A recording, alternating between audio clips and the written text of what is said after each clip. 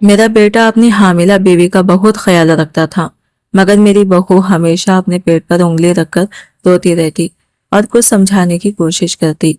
क्योंकि वो गूंगी थी, मुझे कभी समझ नहीं आता था कि वो क्या कहना चाहती है। एक दिन मैंने बेटे से पूछा तो इसने खामोशी से जवाब दिया कि ये आपकी बहन है, मैंने इसे संभालना है। मेरी जिंदगी का एक मोड़ आया जब बेटे ने मुझे उम्रे के लिए भेज दिया। बहू रोती रही और बार बार कहती रही कि मुझे अकेला ना छोड़ो, लेकिन मैं चली गई।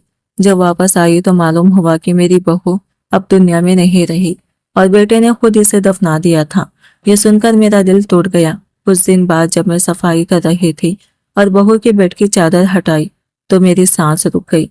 वो जगह जहां मेरी बहू थी अब एक छोटे निशान की शक्ल इख्तियार कर चुकी थी, जो बेटे की मोहब्बत और बहू की याद का सबूत थी। मैं रोती हुई वहां खड़ी रही। दिल में सवालात उठ रहे थे, मगर सब खामोश थे। जिंदगी बहरहाल आगे बढ़ रही थी। मेरी बहू अपनी जबान के बगैर भी जज्बात बयान करती और बेटे के साथ इसकी मोहब्बत सबको दिखाई देती थी।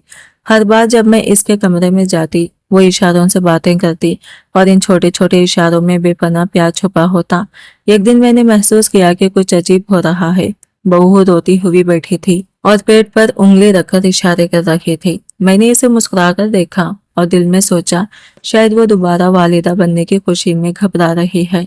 मैंने प्यार से इसे समझाया कि यह खुशी की बात है, रोने की नहीं। मेरा बेटा जो डॉक्टर था खामोशी से वहां मौजूद था।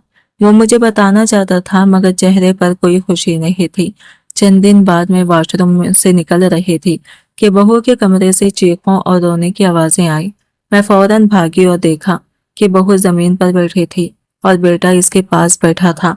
मैं घबराकर बोली, चलो इसे हॉस्पिटल ले चलते हैं। बेटे ने आराम से कहा कि घबराने की जरूरत नहीं, मैं डॉक्टर हूँ, ये ठीक हो जाएगी।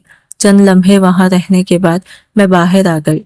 दिल बेचैन था। इसी शाम बेटा मेरे पास आया और बोला कि आपके उम्रे के कागजात तैयार हैं, आप जाएं और अल्लाह के घर दुआ करें। मैं खुश हुई क्योंकि मैं 2 साल से उम्रे पर जाना चाहती थी। बहू ने मुझे जाने से रोका, रोती और अकेले छोड़ने की जिद करती रही, लेकिन मैंने दिल को समझाकर चली गई कि मैं वहां इसके लिए भी दुआ करूंगी। मैंने अपनी बहू की खुशियों, सेहत और बेटे की हिफाजत के लिए दिल से दुआ की। जब उम्रा मुकम्मिल करके घर लौटी तो घर में खामोशी थी। दरवाजा बेटे ने खोला और वो सुकून से भरा हुआ लग रहा था, लेकिन आंखों में एक नरम सा असर, नींद और थकन की आमजिश बता रहा था कि इस दिन का बोझ इसके दिल पर था। इस दिन मैंने ये समझा कि जिंदगी में खुशी और गम साथ साथ चलते हैं और जो लोग दिल से एक दूसरे